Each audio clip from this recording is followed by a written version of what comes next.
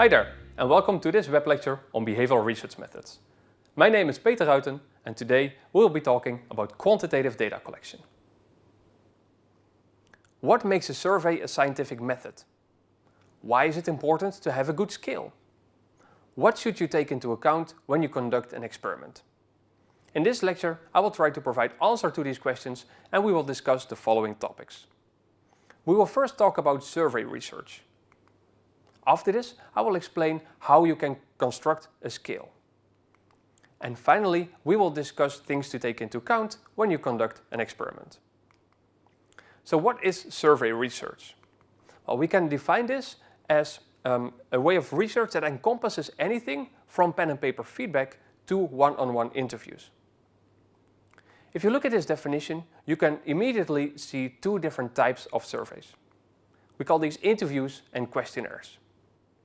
An interview is a setting in which people provide verbal information about a specific topic. More information about interviews can be found in a web lecture on qualitative data collection. Today we focus on questionnaires. A questionnaire is a fixed list of questions that can make use of several rating scales. So we can use different types of rating scales in these questionnaires. Let's have a look at what types of scales we have.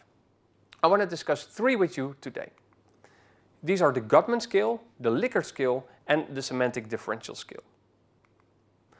A Gottman scale makes use of cumulative items. This means that the scale consists of a number of dichotomous items from which we calculate a total value. A Likert scale consists of questions that measure the extent to which people agree on multiple choice items. Usually there are 5 options ranging from strongly disagree to strongly agree. An average score is calculated in a Likert scale to show a value on a specific concept. With semantic differential scales, people rate their opinions on bipolar adjectives. As such, we show the concept to them immediately, and they can rate their opinion about this concept. These scales can be used in survey research, but also in experiments. An experiment is a situation in which we test the effect of an independent variable on a dependent variable. There are a few things that are important to realize when you start conducting experiments. The first one is that a relationship between two variables does not prove that one causes the other. This is the causation is not correlation statement. The second one is that a confound is related to both the dependent and the independent variable.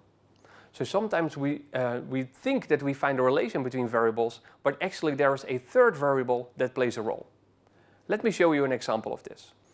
Our first variable is variable x, the amount of ice cream eaten by people.